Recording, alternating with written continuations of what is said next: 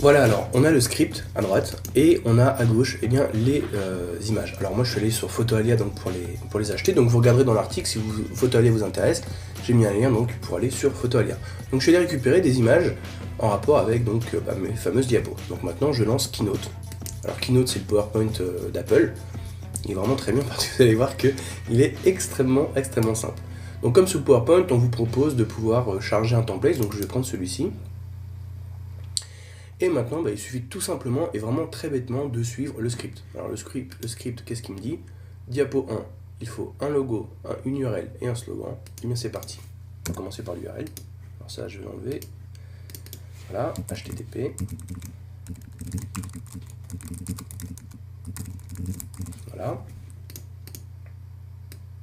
Là, je vais la mettre discrètement en bas de la vidéo. Et il me faut le slogan. Alors là, ce que je vais faire, c'est que je vais prendre ce champ texte et je vais dupliquer. Donc CTRL-C et ensuite CTRL-V. Donc il faut l'avoir sélectionné avant. Voilà, donc là, je vais écrire le slogan.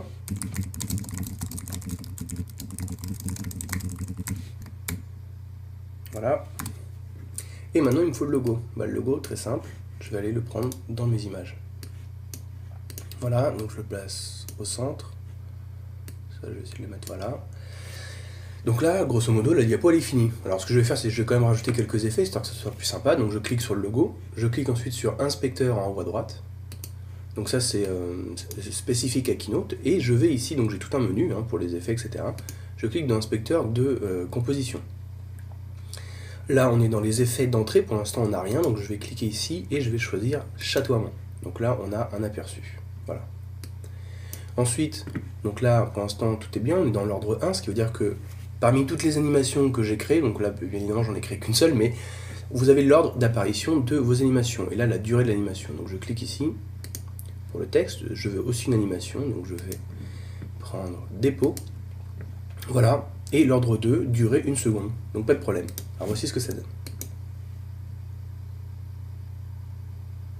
Voilà, alors pour pas que la vidéo dure trop longtemps, je pourrais aussi mettre des effets donc, de sortie ici, pour les deux éléments, mais je ne vais pas le faire parce que vous avez compris le principe. Donc là, la diapo est terminée, donc on duplique, voilà, et on va voir le script. Vous voyez, vraiment, c'est vraiment très simple. Diapo 2, alors là, il faut que je mette ces deux phrases-là, que je rajoute une image et l'URL. Donc là, ce que je vais faire, c'est que j'ai deux phrases, la première ici, et la deuxième ici. Donc, cette image-là, j'en ai plus besoin. Là, j'ai une zone de texte, voilà. Alors je vais raccourcir ça, voilà, je vais dupliquer, donc CTRL-C et ensuite CTRL-V, et maintenant ce que je vais faire c'est que je vais écrire le texte. Alors je peux pas le copier-coller parce que ça va m'enlever la mise en forme.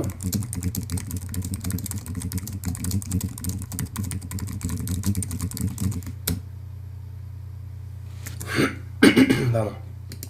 Et là je vais écrire le deuxième.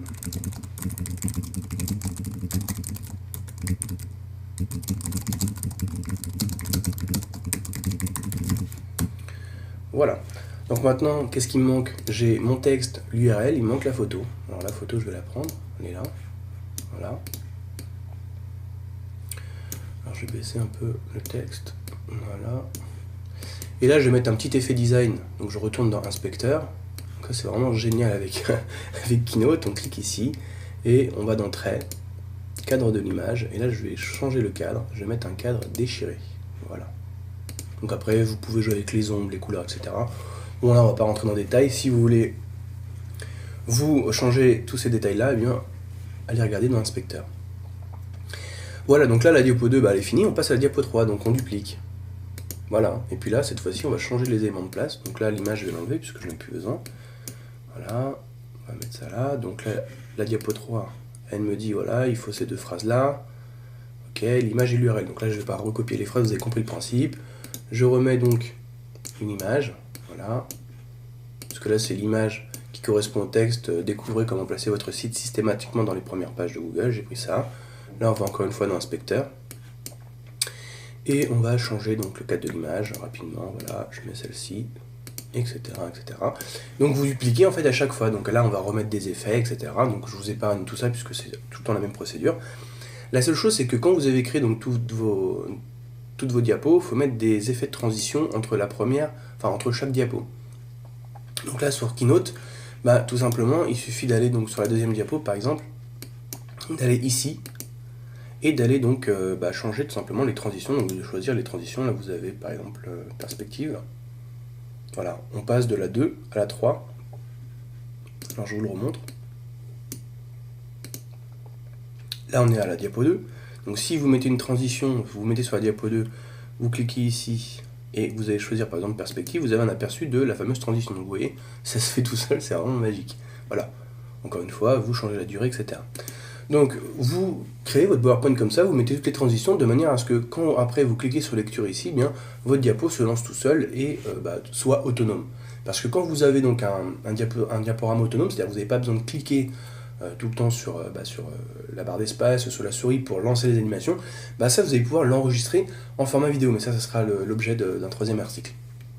Alors justement je vais vous montrer donc le rendu final du Keynote, du PowerPoint de la vidéo que j'ai publiée sur YouTube. Donc la voici. Donc je le mets sur la première diapo, et vous allez voir que je vais tout simplement cliquer sur Play, voilà. Et là j'ai plus rien à faire, tout est automatique. Donc ça, toute cette séquence que vous êtes en train de voir à l'écran, je vais l'enregistrer tout simplement en vidéo. Ensuite je vais poser une petite musique dessus, pour que ça soit quand même un peu plus attrayant. Et puis voilà, j'enregistre tout ça en vidéo et je l'envoie sur YouTube, Dailymotion, Vimeo, etc., etc., etc. Donc finalement c'est pas très compliqué. En plus de nos jours on a vraiment des logiciels PowerPoint, Keynote, etc. qui vous permettent de faire des animations vraiment à tomber par terre.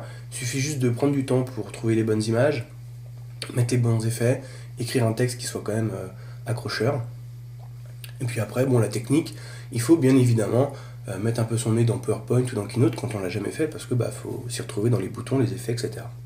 Voilà, donc je vous retrouve pour la prochaine vidéo avec PowerPoint.